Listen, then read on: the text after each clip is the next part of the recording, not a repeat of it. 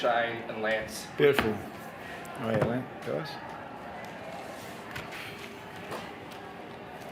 Simon, hot start, and then you got challenged in the third and then managed to pull away. What impressed you most about it? Oh, that was fun. That was a game of footy. It was a genuine game of footy, in front of a great crowd.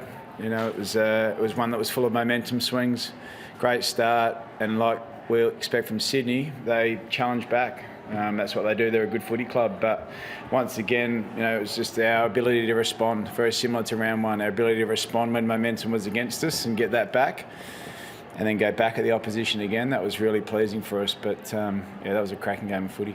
As you say, that's twice it's happened this season. Last year, you were talking about those games that you sort of threw away after having a lead. Is it nice to see that work that you've done over summer getting put into practice, I guess?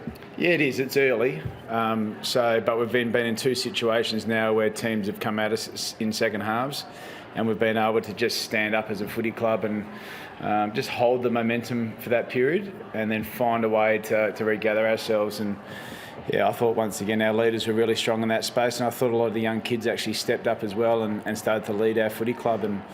And we addressed these things in our post-season last year.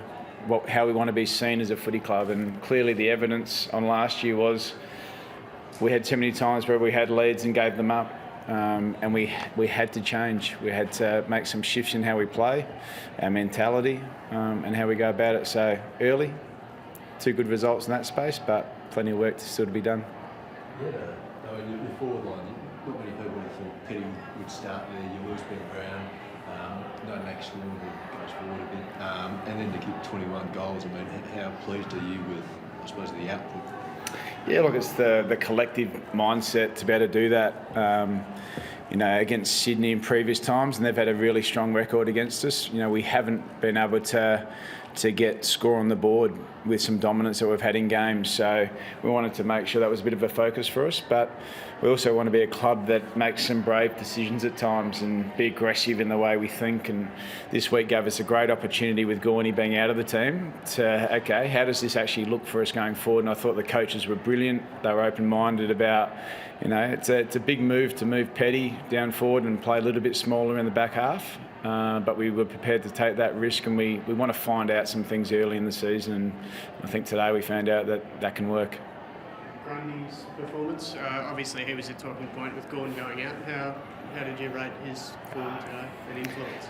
He's a seasoned professional that is good at his craft, and I thought he was sensational. He took that sole responsibility on his shoulders.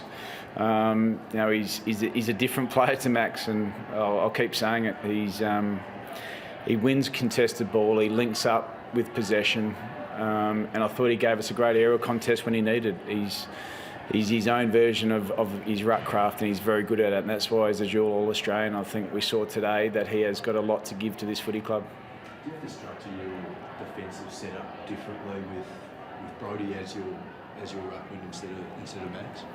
I'll look a little bit, but we were pretty creative and brave about how we went about that. But our system's pretty set in how we play. We're really strong defensively. We feel comfortable in the way we play, and we like to give guys trust to execute their role. Like you saw Judd McVie again today.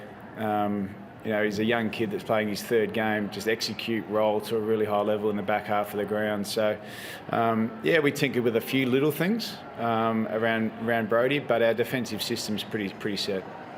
How much confidence do you think Jacob takes out of a debut like that? Oh, he'll take a lot, but I think it's credit to our VFL program and the people that have worked with Jacob to get him ready for AFL footy. It's always with key forwards and power forward players, you want to make sure they're ready for the demands of the game, and we've been really patient with Jacob, and it's credit to Greg Stafford, to Mark Williams, to the VFL program for their ability to develop him to a stage where he's ready to take the game on. And I thought today was an indication of that. That he was prepared to do the aerial stuff, follow up at ground level, and physically be ready for the game. So I was wrapped. He's exciting for our footy club, as is Cade Chandler, who's done 3 years of his trade at VFL level to be in a position like that. So I think it's a great example for our players and our club that guys can develop to a really high level at VFL level and then come in and perform. A typical performance from Clayton in his 150th game. Yeah, he's a pretty special player, isn't he? I don't think I've seen a better 150 games from a young player at his age. And then, I thought his third quarter, when that momentum was against us, he does some pretty special things, Clayton. And, he's had an awesome career to this point, but I thought today in that third quarter, you talk about momentum and the ability to arrest it back, he was pretty sensational. Just on Robbie again, given how much footy he's missed in the last year or so, for him to play that game, are you surprised that he's been able to do that so early in the season? No, because he's been able to do it through the summer. He's not. If you come and watch him run at training, you think, oh, he's got some work to do. But when you watch him play and you watch him train in match simulation, he's got a heart that's really big. He just continues to work himself over, and he's a dual All-Australian. So yeah, he's missed a bit of footy, but over the summer you've just seen these improvements keep coming, and he was ready to attack this season. And he wants to get back to his best, and he's pretty close. Do you think he's going to enjoy the next few weeks being the sole ruck? I think anyone that's in their position, that Brodie and Max, that when they get that opportunity to play as a sole ruckman, they love that opportunity, and he's going to relish that opportunity, and he wants to show people that he's a genuine force in the ruck. Ben Brown, is that a back issue? What's the go there? Yeah, he's just tight in the back. He was a little bit tight yesterday, but felt pretty good this morning. And then he just had a marking contest in the first half where he was really stiff in his back. So we're really confident that he'll get up for next week.